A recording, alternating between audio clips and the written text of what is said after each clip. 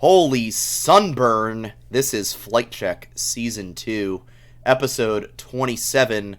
I'm back, and we're back once again talking all aspects of FlyQuest after a tough week and weekend for both the LCS and Academy teams. However, the show goes on, and we are not leaving.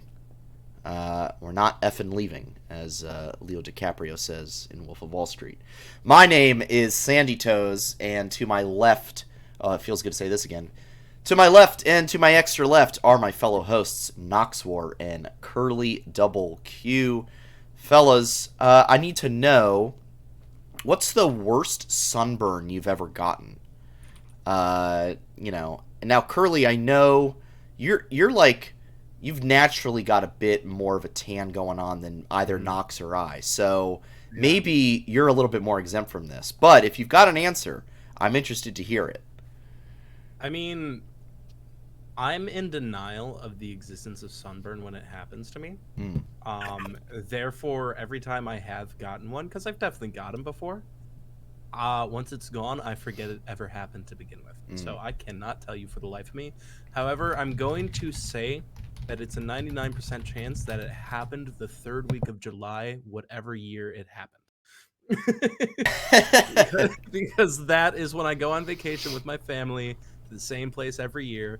That's where I get a lot of sun. That's where I go swimming, where I basically walk around with only swim shorts on. So that's when it probably would have happened, whenever it happened. Yeah, I mean, I like that. Good answer. Nox, how about you? So, I have been burned multiple times, but I was a lifeguard for 10 years, I was always on top of, like, sunscreen and stuff. I'm not talking about burned, like, in general life. I was meaning more for general... Oh. Did you not say sunburn earlier? No, this... you missed the joke. This is one of those over-your-head moments. You said I've been burned... You said I've been burned multiple times, and I was like, no, I mean like sunburn. Okay? This is the start of Noxwar's Joker arc. Anyway, I'm used to getting burned that way too. I've always been easy target, so it's fine.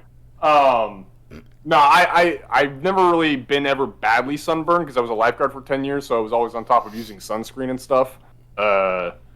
It had to just have been one of the random summers I was lifeguarding, to be honest, where just long shift got to me and I got red. But like for me, it's nothing anything memorable, just because I've always been burned all the time. Well, there you go. Well, I've had a couple memorable sunburns, but I got one this past weekend. My entire back is very red right now, so I'm just kind of like sitting here. And the worst part is the itching is starting to kick in, and so I'm just like, on my back the whole time. You sit up and your back's like straight, and you're just like, I don't want to touch anything, please. Yeah, help. I've been solely sleeping on my side this entire time. But speaking of sleeping on things, I think people slept on how good Team Liquid can be. And they certainly showed this weekend how good that they can be in this matchup. I will note the 3 games 2 through 4, were just like... Nox, you and I were talking before. One of the games, I think you said game 3, was a bit of a draft diff, but overall games 2 through 4... We're just absolute sub-30-minute stomps where FlyQuest just got totally rolled over. And I think we need to be honest and acknowledge that that's the case. But we are going to get into, the games a little bit more, in detail. And I do want to point out that we did take a game off Team Liquid. This was not a 3-0 complete smash. FlyQuest never even showed up. We actually looked pretty good. And I will note, I think it was, I have it in my notes, Game 3, the early game actually looked fairly decent. We were getting kills. It was not bad, but games 2 and 4 got stomped early in a massive way. Pretty disgusting, if I'm being honest. But we'll get into it. So let's start, before we go into game by game, Nox, just wanting to hear from you first, and then Curly. Just like your overall thoughts on this series, trends that you saw, what were the things that really stood out to you this past weekend? This was a series where, man, it's hard to put into words. It clearly goes to show that Team Liquid is the best early game team in the league currently right now, which you can look at their stats, and that statement, like all the stats back up that statement, right? Yeah, just if you don't survive the early game against them, there's just no shot. And games 2 and 4 were perfect examples of that. Yeah, I think Santorin looked really good. The Trundle was a huge problem for us. He was monstrous. Oh, he was monstrous. Just couldn't really shut him down. I didn't feel like Bjergsen was a huge presence this series. He was good, but he wasn't like taking over. But Hans Sama's Draven was just truly a horror to play against. So Curly, I mean, what were things that you saw that you want to kind of get into as we start to review the damage, make a damage assessment, if you will? I mean, before getting into any specific details, I think something that this series showed was the excessive veteranship on TL's side and how much experience in best of fives every player there has. Because every player there has been in multiple best of fives, has been in playoffs. I think most of them have won a their tournament's championship, so they know how to do this stuff. They've been through it. They know how to bounce back from a bad game like they had in game 1. And as I was rewatching game 1, it was still kind of a sloppy win from us. Like, Philip did look powerful, and Johnson was able to get a quadra at the end. There were a lot of slip-ups, and so it's like, if you're able to take a game like that, pretend it didn't happen, reset yourself, you get the next 3 games. And I think that was something that TL really had on top of us, because I know Aframu, he's been in his fair share of best of fives and all that. But Philip is new to it. Takui, he's had it in the LFL, so I'm sure he's and last year too. And last year too. So he's spring, yeah. Yeah, spring. So there's a little bit of experience amongst them, but not nearly as much. So I think that was one thing that contributed to it. But the biggest thing for me is I think that TL was able to identify our biggest strength in game 1 in Philip, or at least what seemed to be, and wanted to make sure that could never happen again, no matter what. I think it was in game 3 in particular, where we go back to a little bit of the comfort. We have the Vi, we have the Aatrox, we have the Azir. We're all right, this is just comfortable for us. Let's do it again. They say, all right, they made a good play, but Philip keeps pushing up bot too much. So let's just kill him twice and kill him again. Yeah. And then now he can't be that big Aatrox carry.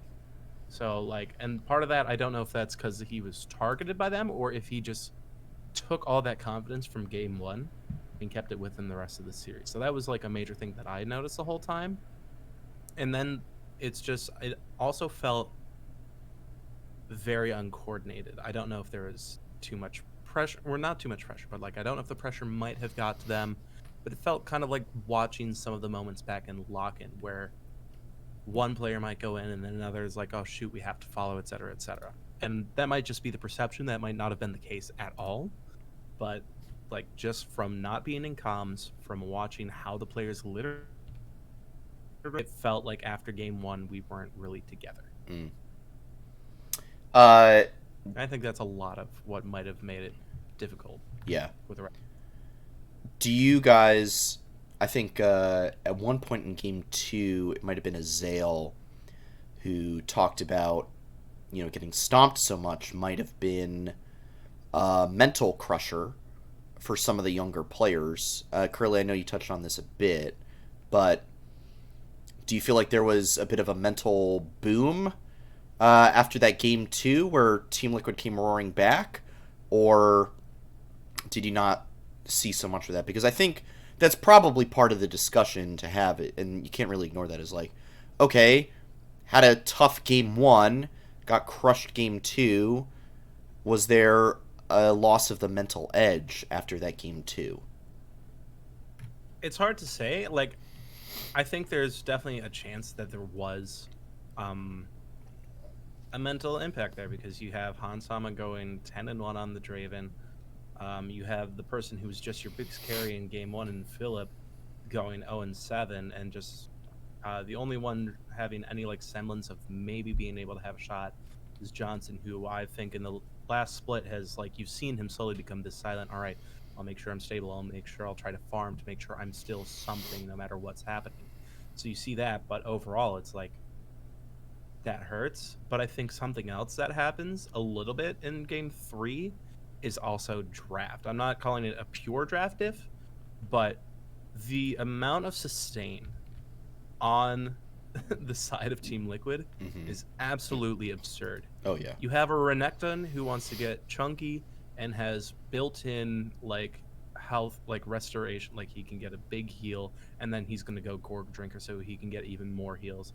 You have Santorin on Trundle, which is another big, I'm going to take your health, I'm going to keep like dancing my health bar up and up and up. You have Swain, who's like also a very big sustained champ, where it's like, all right, if you sit in my like swarm of ravens, I'm going to just keep taking your life, you know, right. All that stuff.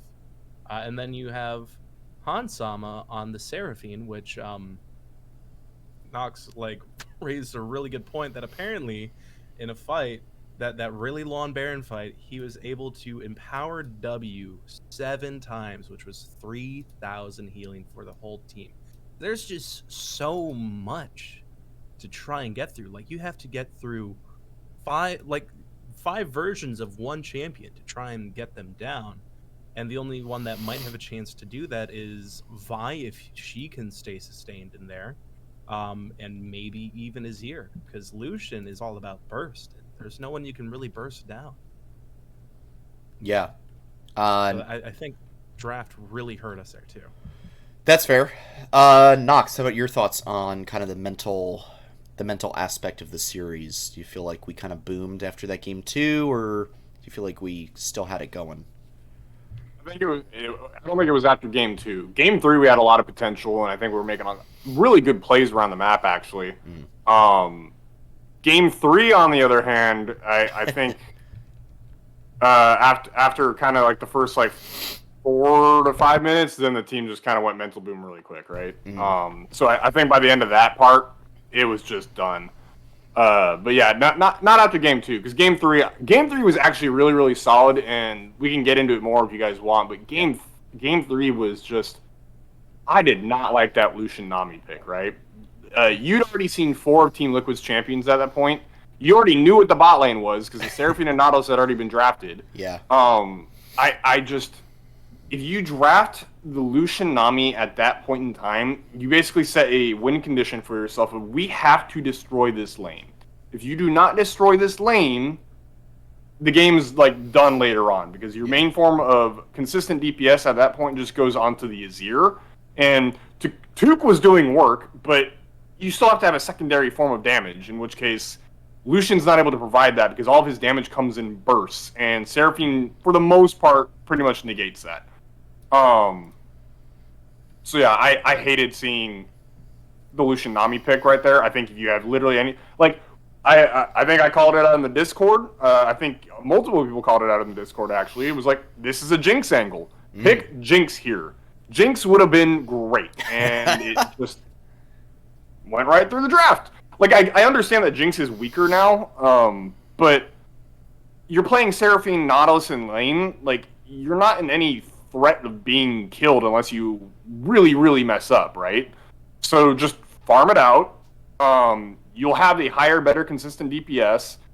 you guys were having better map movements, actually. You were keeping up with Team Liquid in the early game, which was actually really impressive because you did it in game 1, too. Just farm it out. Team Liquid's not a good mid-late game team anyway. You will end up being better than them. But instead, we decided to somewhat match them in the early game, and we hard lost. So, yeah. No, I think those are some good points. Let's get into game 1. Let's start with the good. We did get a win, lest we forget. And let's start with Phillips Aatrox. In the kind of preview tweet I did earlier today, screen capped that solo kill on Bwipo under turret. Good times. The Stop watching. Yeah. Just stop watching the series after that. There's no need to. That's all you need. That's all you need to know. Really good stuff. Really liked the coordination from the team that I saw. And the other really big thing for me in this game was how objective focused we were. I think we basically got almost every objective neutral wise. So talking drags. I think we missed one Herald in that game.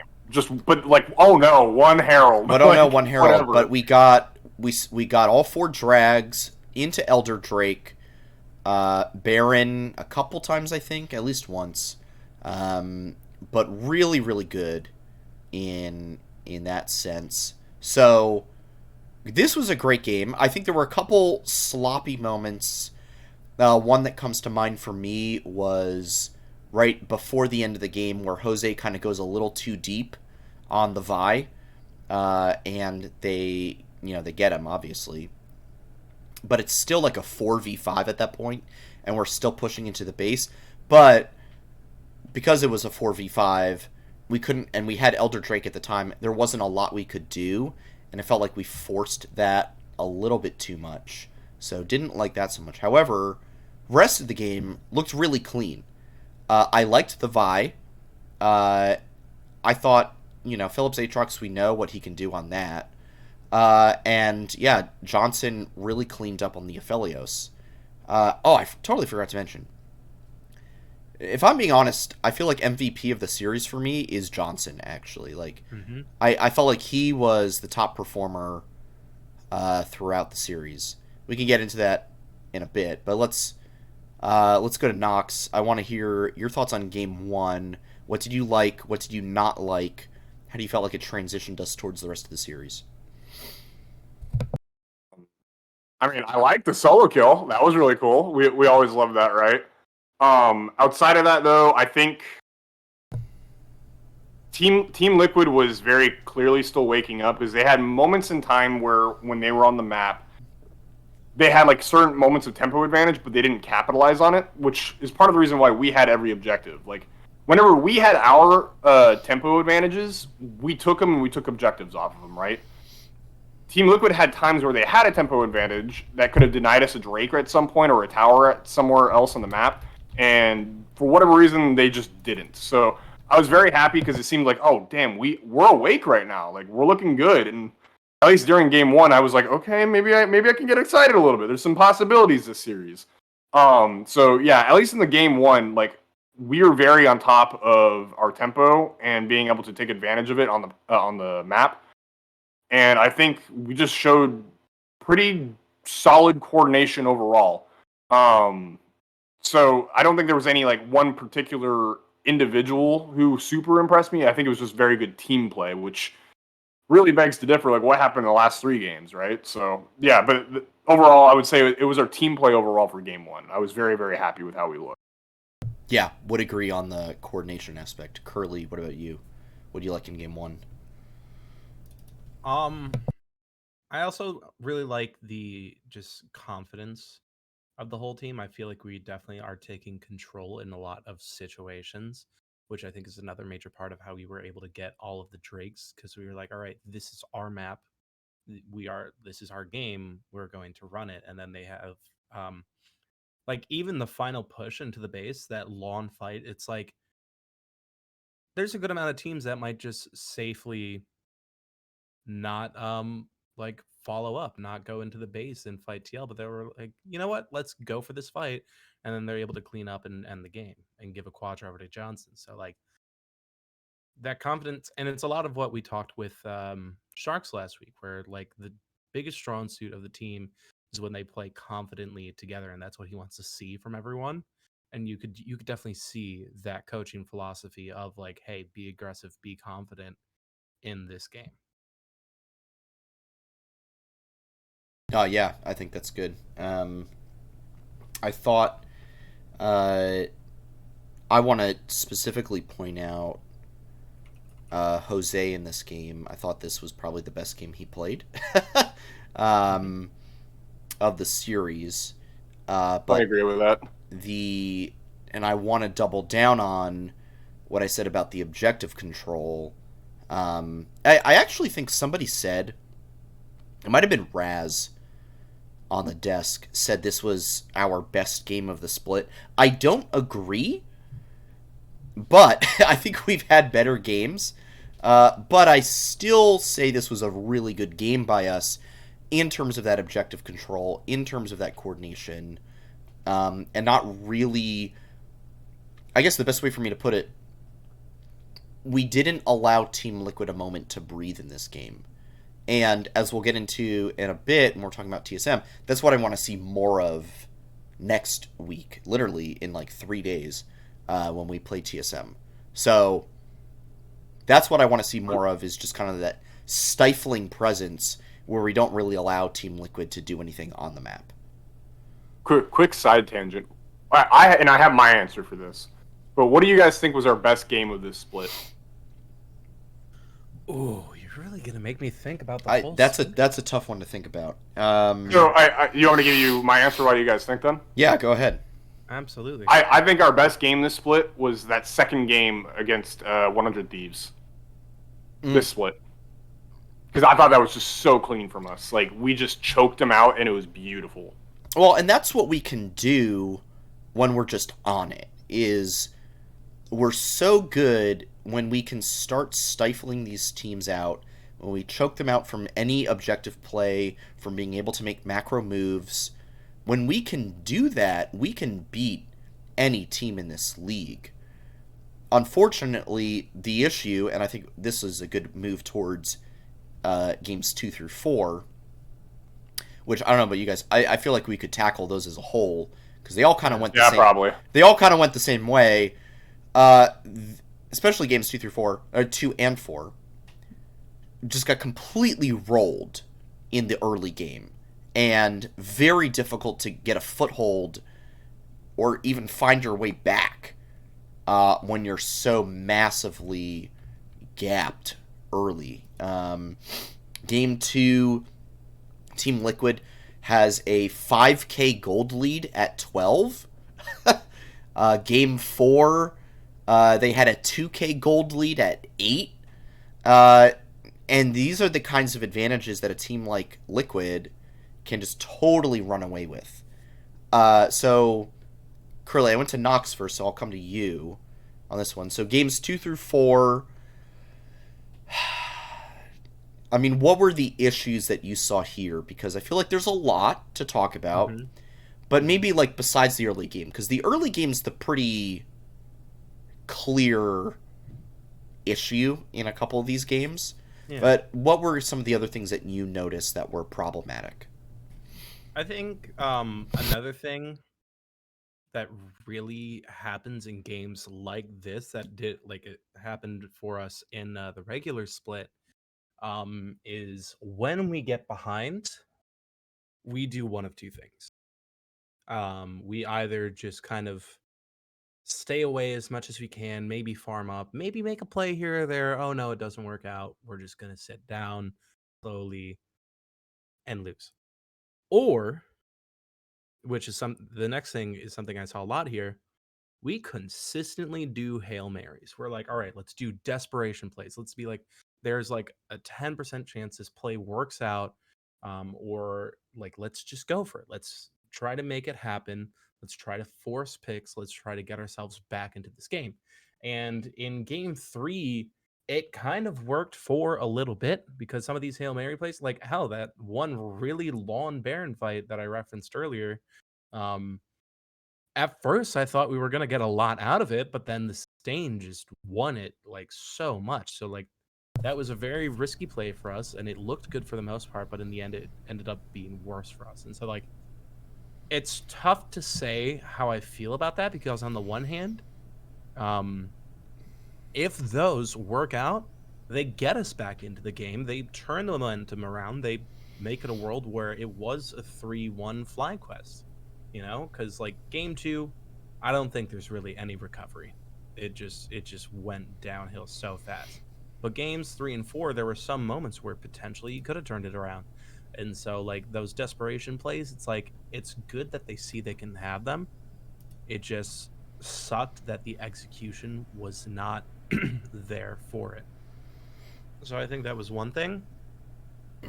I think also, I don't want to blame a lot on draft, but when you have players like Santorin who are known for champs, like the Trundle in this case, you let it through once in a best of 5, all right, that's fine. That means you're covering other bases. You let it through 2 games in a row? I think that's a bit of a bad draft, like, habit, and that's like something I would like to see cleaned up against TSM. I'm not worried as much about TSM, but surely whoever we face after them, assuming we win the best of 5, we really need to be on top of our draft game because the tools you give yourself affect what you can do in the game. Yeah, and specifically on that point about Santorin and the Trundle, we banned it games 1 and 2 in the first rotation. Games 3 and 4, we let it go, and they first picked it on red side. On R1 they take it, and they also took it on R3. So this was clearly a champ that they heavily prioritized, and should it have been something that stayed banned? Would this have changed the course of the series? I don't know. Could it have made things maybe a bit more... maybe just change the outcome a little bit? Possibly. You never know what a ban or a pick is really going to do to the draft, but I don't know. Knox, or yeah, Curly, if you want to respond to that. In game 3 in particular, I do think it makes a huge difference, but the unfortunate thing there is it's the first time we let it through. Because if Trundle's not there, it affects a lot of the early game because Santorin was just in control of that. But oh, yeah. Knox, what were your... I know you had some thoughts on draft, especially regarding game 3. I mean, we're kind of talking specifically about this Trundle letting it through in games 3 and 4, but if you've got other thoughts on draft throughout the series, let's hear them. This is your draft time to shine, if you will. Yeah, I still take more issue with the bot lane, but I already kind of ranted about that earlier. Like, long story short, I don't think Lucian Nami can punch through the durability and sustainability that is Seraphine. In regards to the Trundle, I'm always game to just keep that ban from Santorin. It is far and away his best champion, always. It pretty much prohibits our draft from being able to draft a tank in any way, shape, or form, which probably could have been a little bit better for Philip towards the later end of the series instead of just constantly getting ganked and killed over and over again on the Camille and the Aatrox. Yeah, I'm always just I'm game to totally have it banned 24/7 against Santorin. It's just he's so freaking good on it. I think it's the champ itself, even if it's Santorin not playing it, is just so stupidly good because of all the utility it brings and the just tanky shred that it has. It's just so much stuff that it has.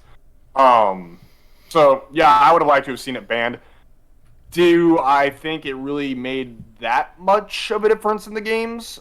No, I think that's just Santorin as a player. I think he just completely outpathed Jose in games 3 and 4, and that just made Trundle look even more strong than it already is. No, I think that's good. I mean, I just gotta say, there's a reason why I one-trick Trundle in when I'm playing solo queue. It's because no matter what meta you're in, he's always a good pick. It's time to troll, ladies and gentlemen. Certainly, Santorin trolled us with this pick. Let's look at the... I want to talk about the mid lane matchup a little bit here throughout the series before we move on towards looking at TSM this weekend. Or this week. It's literally in 3 days. But let's talk about the mid lane matchup. Toucouille versus Bjergsen. Once again, I don't feel like Toucouille never lost lane, right? He never got slammed by Bjergsen. Like I said earlier in the show, Bjergsen never really popped off for me. He never was just going off. I think it was more about either Hans Sama or Bwipo or Santorin, really. But it's still good to see that Toucouille's, he's not just outright losing lane, right? But looking at kind of the match history here, so we had him on the Azir and LeBlanc kind of alternating. So Azir LeBlanc, Azir LeBlanc. But going into Syndra Azir, and then Swain Ahri. So Bjergsen with just a touch more variety than Toucouille did. I still feel like Toucouille did really well, but felt like there was just a bit of a... I'm just trying to put my finger on what it was that kind of prevented him from really... Bjerg neutralized him. Carrying the team forward. Oh yeah, I mean, if you've got a thought on this, then I'd love to hear it. So, I mean, I've touted it all year long. You guys have touted it all year long. A bunch of analysts have said it all year long. Tuke is a great mid laner in laning phase specifically. I mean, and outside of laning phase too. But in terms of this particular topic in laning phase, he's a really, really good mid laner. The only people he loses to consistently has been JoJo, and then the next second closest person that pushes him has always been Bjerg.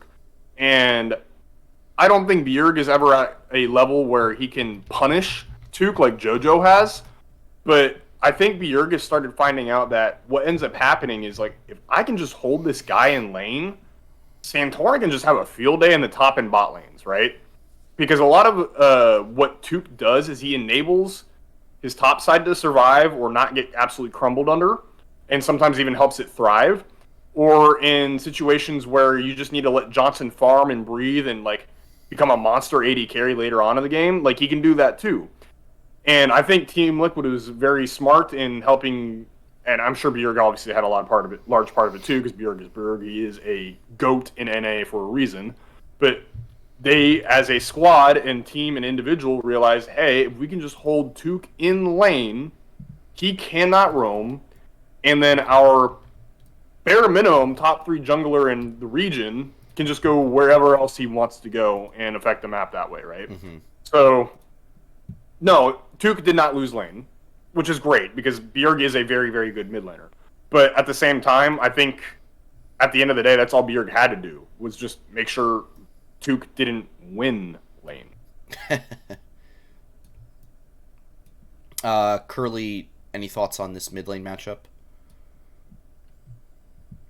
I think another part of it is I noticed in the second half of the split that there were teams started sending more early ganks to Toucouille than we were providing him with, and I know that happened in a couple of the games, or I think it was definitely games 2 through 4. It's in the laning phase, Santorin swings by.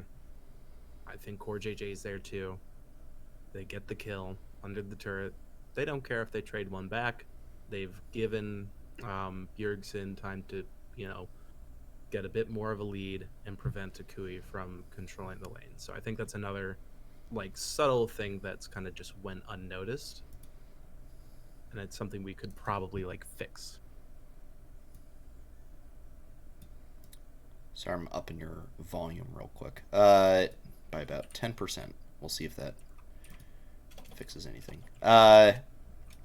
LOL NA production. Lol. No, I just backed away from the mic a bit, and I was softer than I normally am. Lol. Sandy NA production. No, I think that was a really good point. That. Oh, I wonder if there's almost an aspect to it, and this is pure speculation. I could be totally wrong. I wonder if there's almost an aspect to it where we are confident in Takui's ability to stay even in lane, or to just get ahead, because I would say arguably he can just beat most of the mid laners in the LCS in lane. And because we've got a rookie top laner in Philip, and a bot lane that at times has not been, like, the best, but has looked pretty good this year, I will say. That the idea has been, okay, let's leave Tuke on an island, almost. So it's mid lane island, not top lane island. And Jose can focus down on ganking top, getting him ahead, or ganking bot lane and getting them ahead. And in scouting, teams have now recognized this and are saying, and at this point I'm just reiterating what you were saying, Curly, but in scouting, teams have recognized that and said, hey, they're not covering down on this guy because they think he'll just get ahead. So he's free real estate, if you will, if you can get him. So, I don't know. That's pure speculation. Do you all have a rebuttal for that? Nox, maybe you do here?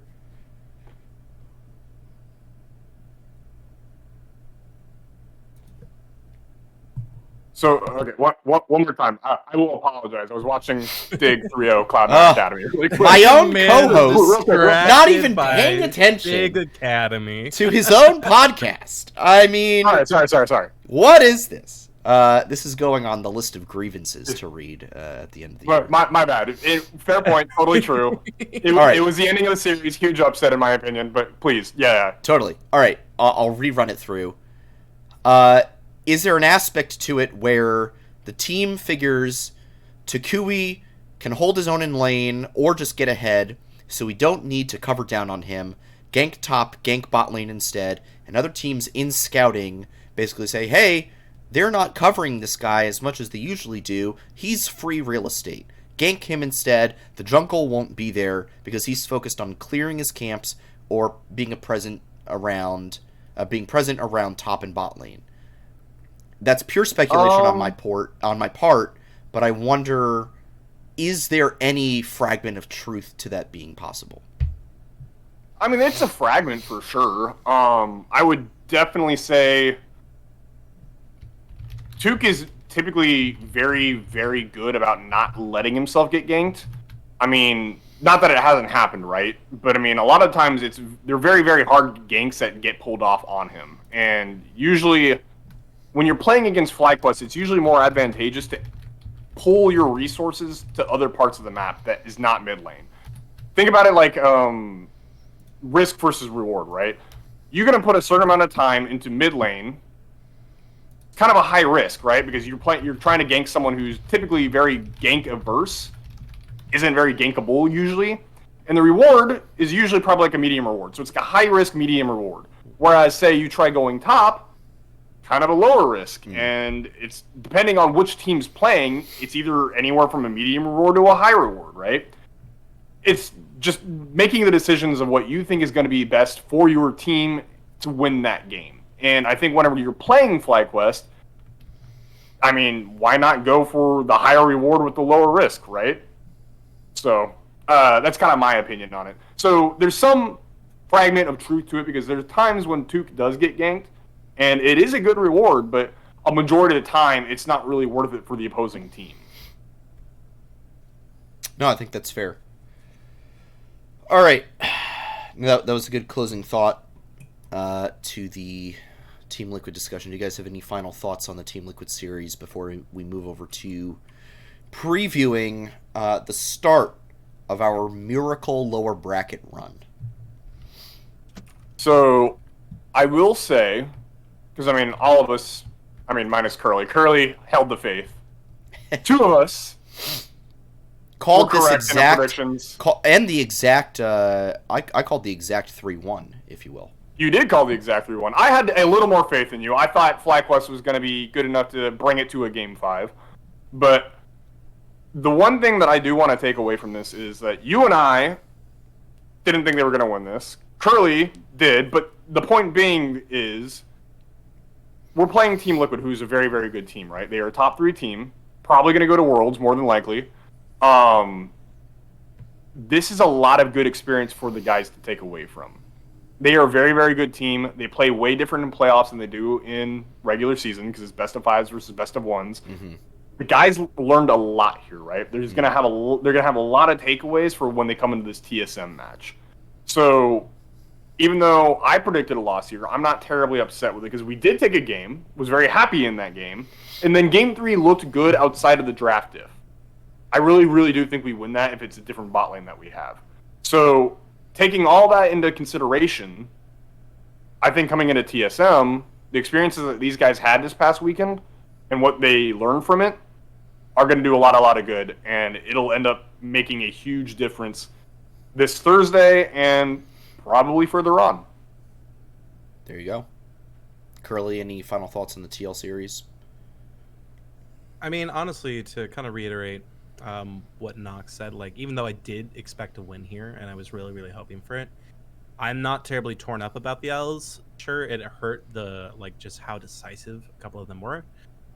But a lot of things that have just kind of given me good copium during all this is our fresh talk with Sharks last week and how he said himself that if he could play 30 games in playoffs, he would.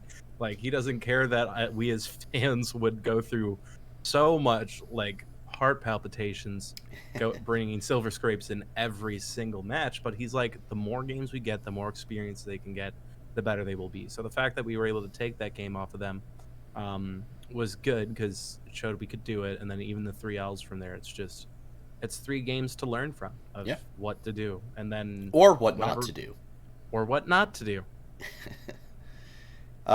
Excellent. All right, we're gonna move over to the losers round 1 preview. All right. Oh, there it is. There's the board. I have put our names up there. TSM versus FlyQuest. It's this Thursday. Broadcast starts at 4 p.m. I, unfortunately, will not be able to... I will be at work. And I will not see... Is that your evening shift? Yeah, I will not be able to see the results until after I get out at like 10:30. So, gonna be tough. Man. I'll man the Twitter feed, don't worry. Excellent. Thank you for manning the Twitter. All right, let's get into it. Let's take it. You know what? We've got some time. We've got the time. Let's take it with a quick lane by lane. Philip versus Solo. I take Philip. Mm-hmm. I really do. I take Philip here. I mean, ultimately, I take most of the team over their counterparts. I think I would still take Jose or Aspica over Jose just on a individual level. But I take Takui over Maple at current level of performance, and I take the bot lane at how it's going. So, and just knowing what we've seen about TSM, knowing what we've seen with how our coordination can go, what we can do. We've beaten TSM. I think we 2-0'd them this split, if I recall correctly. We did. So, to me, this should be a fly win, and I don't expect it to be difficult in the slightest. That's right, you are not getting pessimistic Sandy this week. I am predicting the fly win all weekend. So that is what you are getting from me. But I am open to discussing the scoreline because I feel like that's up to debate. Knox, what's your take on the lane by lane aspect of this series? I actually think top lane's a lot more even. I actually think solo has been really, really good in lane, and actually somewhat out of lane too. I really do think it kind of comes down to whether teams are giving their top laners resources or not. For instance, FlyQuest has not really didn't really give Philip any resources this past series, but weeks 5 through 8, he was actually receiving a fair amount of resources in those best of ones. So kind of depends on what FlyQuest wants to do, whether they want to try and play through top lane this series, which, I mean, it's possible. It's solo. He's not an elite top laner, but I don't think he's actually been that bad either. On the flip end, though, you do have our bot lane, which should theoretically have a much higher probability of coming out on top over Instinct and Time. So there's a good chance that maybe FlyQuest wants to, like, hey, we're going to play through bot lane. So long story short, though, I'm going to say it's actually even in the top lane, but it depends on which team gives resources and which ones don't. Jungle, I agree with you. Spica is just a really freaking good jungler, man. Hopefully Jose can match him and doesn't let TSM pull off any major moves in the early game and allows us to kind of like scale into the mid to late. Tuke I do have over Maple. I think Tuke should hopefully be able to get an advantage in the mid lane on not to be neutralized by Bjerg. I'm talking too fast. I believe Tuke should be able to get an advantage in the mid lane and will not be neutralized like Bjerg managed to do to him in this past series. And then, like I just said, I believe our bot lane's better. So overall, I would say in favor of FlyQuest heading into this best of 5. So, forget the scoreline. Are you predicting the fly win this Thursday night? I am. It will be a hashtag fly win this Thursday. Come watch, 4 p.m. Eastern. All right. Curly, it's down to you. We're slowly plugging in the board here. We'll get to the scoreline later. But we're just starting with the basic series preview. So, now it is down to you. You have been the optimistic one all year long. And, you know, I think it's really your chance to be the optimistic one here. So, give it to me straight. Give me your lane-by-lane thoughts on this matchup. So I will concur with Knox in the slightest about the solo. He is a very solid laner. He, to me, is that reliable mercenary where if you need a top laner out of nowhere, you call him, and you know you can probably make the middle of the pack if you got a good team around him. Maybe even better if you got a better team. Or in TSM's case, you at least make playoffs. But I think Philip's young. I think he's hungry. I think he's better. And also because there's a small part of me that because in the interview after the last CSM game, Solo's like, I want to face FlyQuest in playoffs. I really want him in particular to get rocked just so he can be like, I wish I didn't say that. Like, nothing against him as a player. I just think it's beautiful irony. But I do think Philip's going to be a better laner or better matchup there. I think if Jose Deodo plays to the performance that we have seen from him before, he can be on equal ground as Spica. I think Spica, despite how this split has gone for the team, has been a very stable part of his team, and I think he's still a really, really good jungler. Whereas on our side, it's like we have to admit that Jose Deodo, at least from, you know, the eye test, has been the wavering part of our team. And so, like, if we get back to some of the stuff we saw in spring, where I thought he was very, very stable for us, and even the early split, if we keep him on top of that, he can be on even ground, maybe even surpass Spica. Mid and bot lane, it's no question we're just better than them. We just need to make sure we perform that way. So I am confidently calling a fly victory on Thursday. Excellent. There it is. confident Fly wins across the board. But now I think we need to get into the specific score line. Mm-hmm. And I will say, I know I just had a very positive take on this series, but I might have a bit of a controversial scoreline take as well. But Curly, we'll do this in the reverse order. So give me your thoughts on the scoreline and your justification for it, please. 3-0. Because we're 2-0 to them for the split. Yep. In fact, actually, let's check the whole season. Have we even dropped a game to them this season? We did. We dropped one to them in spring. And then also one to them in lock-in. Nah, lock-ins. Whole different timeline. Meh. But hey, you guess what team? Here's the thing. We were technically a different team in spring. So this team hasn't lost to TSM, and they're not going to lose now, even if some of the games look sketchy. It's true. It's true. All right. Knox, your turn, my friend. I'm going to go with a 3-1, and the one game is just going to come from Spica being an absolute Chad in the jungle. He's just so good. There will be a game where he pops off, but he's not good enough to carry the rest of that team for another 3 games. So one game because of Spica, 3 games because we're just a better team. Yeah. I'm actually going to concur with you, Knox, and put it at a 3-1. I think it's just the safe prediction, statistically. I think it'll still be a very dominant series. I don't want the 3-1 to sound like I think we will, it's not going to be a close 3-1 by any means. In fact, I think I'll go so far as to say the 3 wins will be fairly dominant, and the 1 loss will be a close loss. I don't think TSM really has what it takes to put together a competent playoff team right now. I don't think they have what it takes whatsoever. FlyQuest should be comfortably heading into the next round to probably play Cloud9, which would be very interesting. An interesting matchup, to say the least.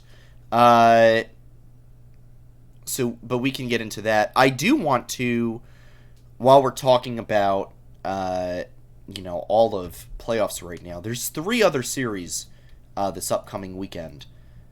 I want the quick predictions from you guys. So we'll start with Golden Guardians CLG, then 100 TL, and then EGC9. Give me your pick and the score line for each of them. We're clocking it in right now on the show live. Give me your call. What's it going to be? I'll even start if you guys want. I'm ready to go with this. Yeah, give it to us. All right. It's going to be a CLG 3-0. Easy. Mm-hmm. It's going to be a 100 Thieves 3-2. And it's going to be an EG 3-1. That's what I am going with this weekend for my picks. In addition to the FlyQuest 3-1. That is the call. Lock it in. What do you guys have for me? I'll go next, yeah. I'm going to say CLG 3-1. Just because I feel like they'll do a little bit of trolling because, they have to get that name. They are Counter Logic. And they might drop a game to GG. I think it's going to be an EG 3-0. I don't think C9 can take a game off of them, if I'm being really honest. And that's a major part of why I think we will be facing them in the losers bracket. As for 100 Thieves TL, I'm going to completely agree with you there, 3-2, because I think the only thing 100 Thieves likes to do for 3-0 is finals. They've done that every time they've been in it. Otherwise, they really like going 3-2 to Team Liquid. So, all right. Yeah, Knox, bring it. CLG versus Golden Guardians. 3-0, baby. Let's clean it up. Palafox, my boy, is going to pop off. Cloud9 versus EG. Sorry, Cloud9, you're getting bopped. It's a 3-0 in favor of EG. EG looks so damn good right now, and basically Cloud9 just y'all struggled through CLG. And CLG's a good team, but y'all should not have been struggling that hard if you're going to want to stand a chance against EG.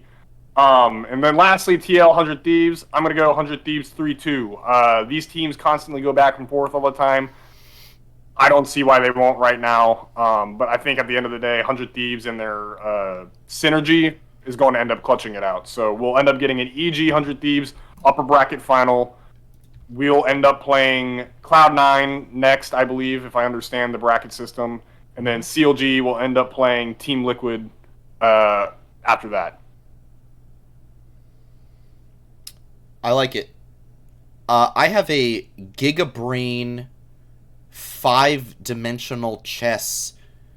Not quite a conspiracy theory, but here's my out-of-this-world theory on how FlyQuest makes worlds. And I'm about to sneeze, so hang on. And now I don't have to sneeze because I said it out loud. I manifested the not having to sneeze. Time. You've done it every so many times. I just say it, and then I never have to sneeze. All right. We beat TSM. Easy. And CLG beats Golden Guardians, right? So, and then if everything goes to like the way people think it will, Cloud9 drops, Team Liquid drops, right? So you've got us versus Cloud9, CLG versus Team Liquid, right? Staying with me? Pretty straightforward. No big deal. I think we can beat Cloud9. I think they're a lot easier than Team Liquid was. I think they're a very beatable team. I think it would be a close series, but I think it can happen.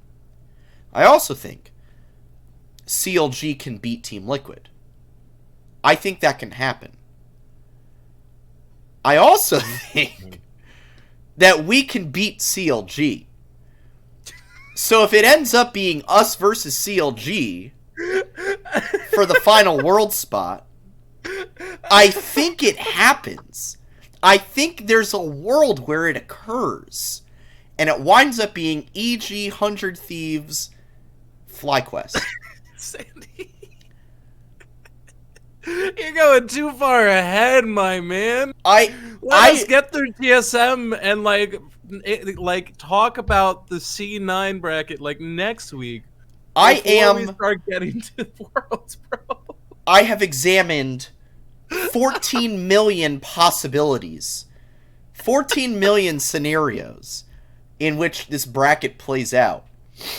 And in how many of them did we make it to Worlds? Just one. I think statistically that's not how that works. I'm referencing Avengers Endgame. I know you're referencing Avengers, man, but I don't even think there's like 100 scenarios in the bracket. Be that as it may. 14 million scenarios, and how many of them did FlyQuest make it to Worlds? Just one, and this is the one. We beat Cloud9, CLG beats TL, we beat CLG. That's how it happens. Then what about when we face 100 Thieves in the lower bracket finals? Oh, I don't care about that. At that point, we've made it to Worlds. You know, I do. I want to see Afro move on. Well, actually, wait, no, it's lower bracket finals. They will be at Chicago anyway. When we're locking in Worlds on Sunday, September 4th, don't at me because I'll just take it all for myself. So all right. You know me, I'm the hype guy, but that was it's just Sandy has to make up for it because he wasn't here last week, so he's taking a little bit of your hype. It's true. All right. Moving back over to the more based takes, the non-hype takes. The non-hype takes. Academy, we have to touch on this. Drop out in Proving Grounds, tying for 7th. Tough ending to the season for sure. Dropping to 100 Thieves Academy in a best of 3, 2-1. It felt close. It wasn't like a stomp by any means. But probably, I would argue, definitely not what they wanted for the end of their season. Nox is our resident Academy expert. I know you watched this series live. I watched it while at a concert, actually. I was watching it like... You were literally in between mosh sets and you were checking in. Well, like one band ended, And I was like, cool, I've got like 45 minutes until the next band I want to like get in the mosh pit for starts. I'll just pull up the Academy series. So I did. I think I watched Game 2, and then I couldn't watch Game 3, unfortunately. So you saw the one good game. I saw the one good game. That's all I needed to see. I'm just ignoring everything else that happened, turning a blind eye to it. But talk to me about this series. What was going on for you? Who stood out? What are you happy about with the way this season went? Maybe just like an overall take on this Academy season, I guess. Yeah, because if I'm being honest, I didn't get the chance to re-watch the series, so I vaguely remember like major points, but nothing to like truly concretely talk about. The series itself was actually a solid series. I think I wrote in our Discord, or at least in our private message chat earlier, that this series was kind of like the FlyQuest versus CLG one back in week 7, where while we lost, the game was like really, really well played. This series for us was actually really, really well played too. Just 100 Thieves came out on top. So I'm actually proud of how the boys did. I think more than anything, it just really blows that upper bracket we run into a surging Dignitas Academy, who is in grand finals now, by the way. Utterly absurd. I would like to see anyone who put Dignitas Academy in the grand finals of their brackets. Props to you if you did, but I doubt you did. And then, of course, we just happened to run into 100 Academy in the lower bracket, who, before this tournament, I considered the second best team in Academy. So, some really, really unfortunate matchups, in my opinion. But I think the guys really showed up. They looked solid. And I think overall, the year was really a big success. Like, I know the 7th place finish in Proving Grounds isn't a good look, right? Tech is, even in spring, we made it further. We made top 6, right? But I think UG has developed wonderfully. I think Spirax's glow up this summer particularly has been awesome. I think Diamond is continuing to be a great leader for the team overall and being a just great voice of like, hey, follow me. Here's how things should be done. I think Kumo has actually still looked very, very respectable in Academy. I don't know what his plans for next year are going to be or what FlyQuest has in store for him. But I would actually, I don't know if it should be on our team or on someone else's, but I would actually still like to see him in the scene. I think he's still really, really good. And then lastly, Tomo still shows that he's got it. I think with 2023 coming up and lots of rumors of like teams taking budget cuts and all sorts of different stuff, I would not be surprised to see a team reach out to Tomo to have him be brought up to the LCS next year. I really, really, truly hope that he gets that opportunity. So at the end of the day, I think Academy for the guys this year was a huge success. I know the results weren't there, but the gameplay was, and I couldn't be happier with that. So I'm really, really proud overall. No, I agree, and I'm excited to see what the opportunities look like for our Academy players next year. Definitely Tomo. I'm excited to see what the opportunities look like in the UG realm, perhaps. Could be interesting. I feel like, Spirax, both the mid-jungle, I feel like maybe there's a little bit more development there necessary, but I think there's some good things there. We've got some good pieces that we're sitting on. Definitely interested to see what happens with Tomo in the offseason. Maybe more teams take a chance on some NA talent that's just been kind of sitting around waiting for their opportunity. Tomo has proven that he can go to LCS and clean up before. So still holds the record for the most damage done in first ever LCS game. There you go. So, Curly, any thoughts on Academy from you, my friend? I hope I can watch it next year. There you go. Excellent. Perfect. All right. And the final thing that we just want to briefly touch on tonight, I want to emphasize, before we get into this, we have, no info on this. I've not heard any, leaks. Oh, here comes the sneeze. Maybe not. We've got no leaks. The sneeze is just baiting you. It is baiting me. Maybe he's baiting us. Maybe I'm baiting you all. Maybe it's a bait within a bait. Baitception, if you will. I've heard no leaks. I don't have any insider info. I don't think these guys do either. But there has been plenty of talk about teams that might sell their LCS spot. And FlyQuest is an org that, for some reason, consistently comes up in these discussions. And people point to things like, Trisha left. Their head of content, Tricky, left. Okay. People leave orgs all the time. There's nothing new there. There's plenty of other orgs in this league that have way less of a social media presence, do way less in the league, do way less in their community, etc., and nobody talks about them as a possibility for leaving. But I really want to specifically point out today, 4 people got announced? 5. 5 people got announced in the FlyQuest Discord as new hires. We had an HR person get hired, new community manager. Do you want me to read them off? Yeah, do it, please. So, new additions to the FlyQuest family.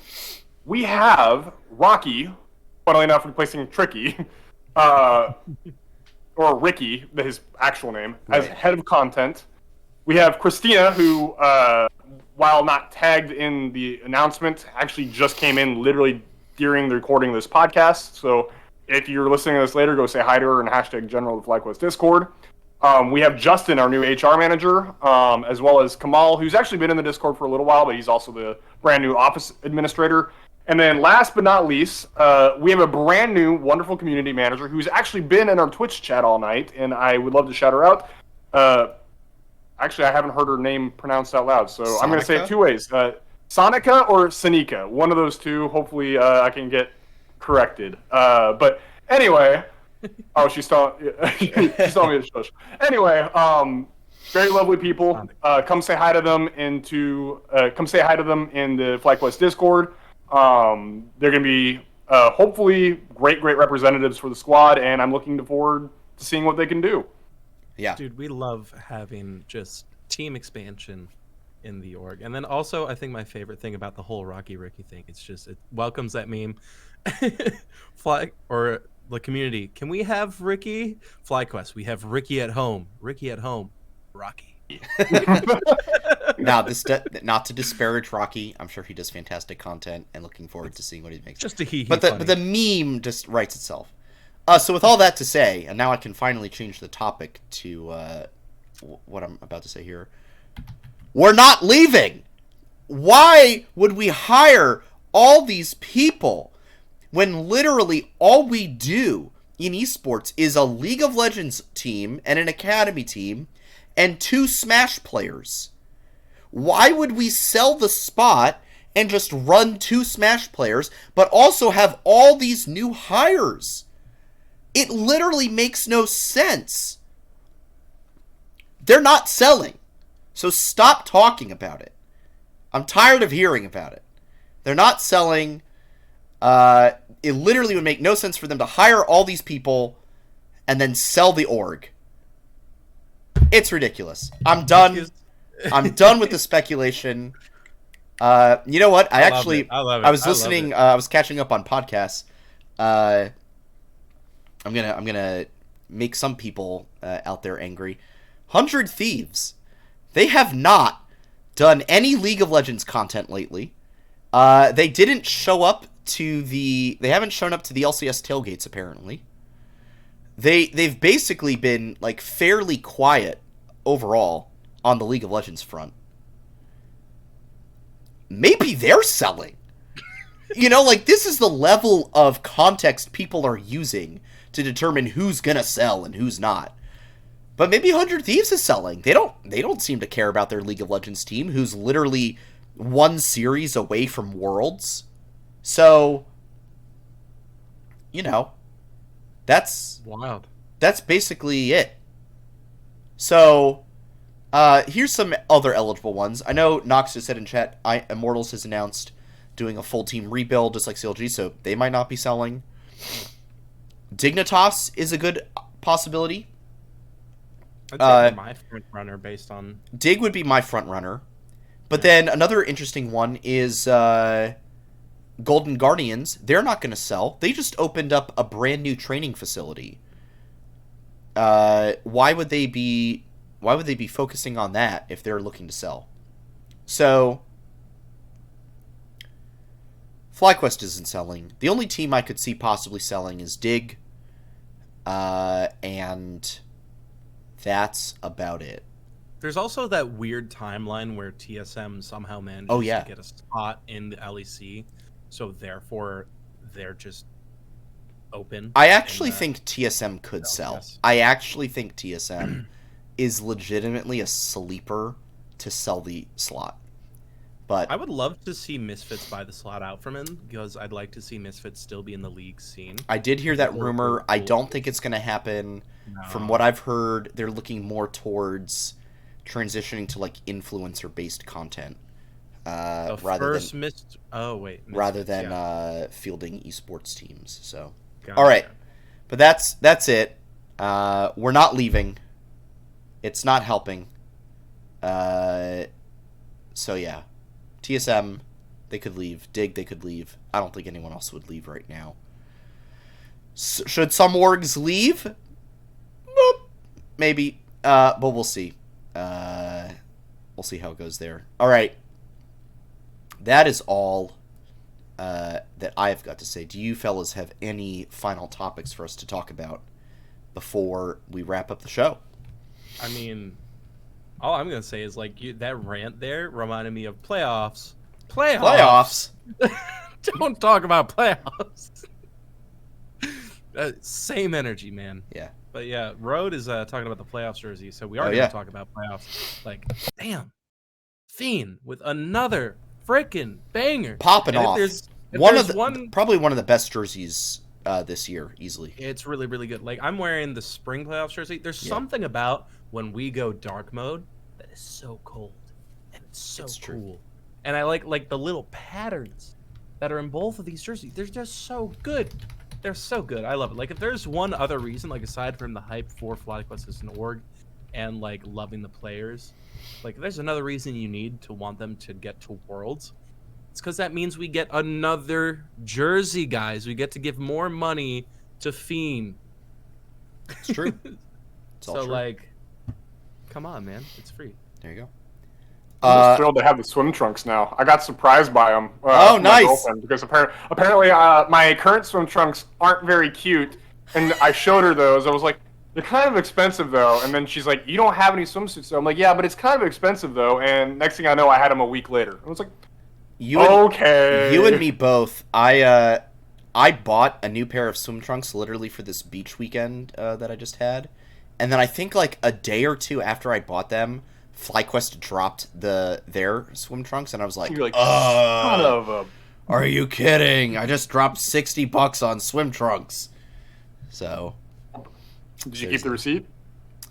They're actually really nice swim trunks, if I'm being honest. Okay, fair. See, I live in the Great Lakes area, so I've only got, depending on how it wants to behave, like maybe 3 weeks of swimming left. So, I will get them before they are out of the shop. There you go. Or next year. For next year.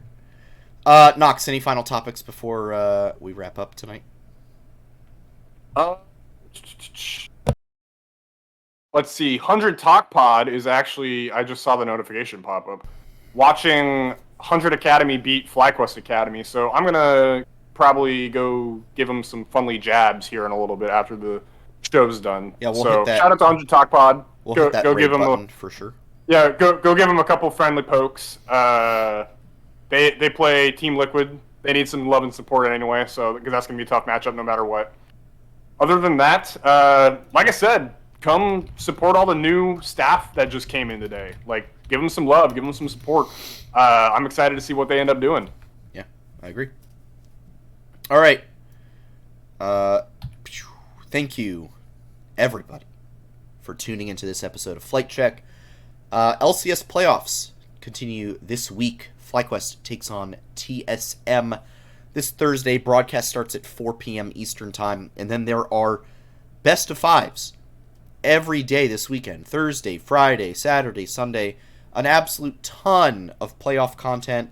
Not only that, but you've got LEC playoffs begin this weekend. I forgot. LEC starts too. Dude, holy crap. Yeah. It's a good time to be a league fan. It's a good time to be. It's that time of year, baby. LPL playoffs are going on right now. LCK playoffs they've determined their grand finals matchup. I don't know if that's this weekend or the next. They might have. I think it's next week, and they always have like a 2-week break. Yeah, they have a long break, but that matchup, T1 versus Gen G, is going to be absolutely insane. And look, there's only one good place that this community likes to chill when it comes to talking about League of Legends, and it's not Reddit, it's Twitter. So be sure to follow us on Twitter for all of our instant reactions and thoughts. You can catch the show at Flight Check Crew, myself at SantosDB, Nox at NoxWar with 2 R's, and Curly at Curly_QQ_. Make sure to hop into the Flight Check Discord as well, where all kinds of esports discussion and otherwise take place. And if you missed any part of this episode, the VOD will be up here on Twitch, as well as on YouTube later tonight or tomorrow morning. If you're watching that and would like to catch the show live, we broadcast the episode usually every Monday night, usually at 8 p.m. Eastern Time, right here at twitch.tv/FlightCheckCrew. Nox, any final notes, shoutouts, or plugs before we wrap up? Shout out for the smooth transition into plugging your Twitter handle. That was pretty slick. Thank you very much. Curly? Yeah. I think another thing, like, I'm gonna add on to my shout out to Fiend and Doggos for designing my newest edition back there, the summer jersey. Because like when I put it on, I was like, oh, I'll just do a quick like pick, and then I'll go to work. And then I'm like, wait, this might be the most like street wearable jersey. So like honestly, it's a great jersey and it's good for wearing anytime. So There you go. 10 out of 10. My shout out this week is going to go to these guys for covering down for me last week when I could not make it on the show. Greatly appreciate these guys. Curly's excellent hosting abilities and Nox bringing in the hard-hitting questions as usual whenever we've got an interview. He writes up all the questions for us, in case you didn't know that, and he always brings interesting topics to bear when we've got guests on, so thank you to these guys for doing that. And that is about all that I've got. So, we'll be back next week to discuss the entire second round of LCS playoffs. So for now, stay safe out there. Don't forget to hit the head on the nail, and we'll see you all very, very soon. Adios! Have a good one, guys. Peace, y'all.